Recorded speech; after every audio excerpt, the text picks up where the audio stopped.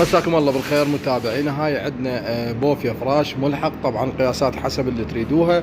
القياس مالتها العرض 180، الارتفاع مالته الكلي 225، الباب ارتفاعها تقريبا 80 سنتيم، الغمج النزال 60 سنتيم، رجل شراخة.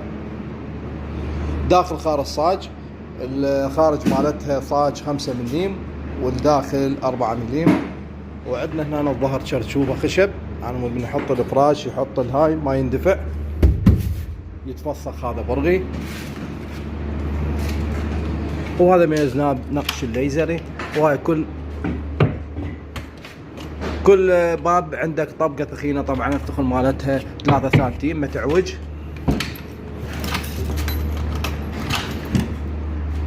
هذا ايضا هنا طبقة متحركة.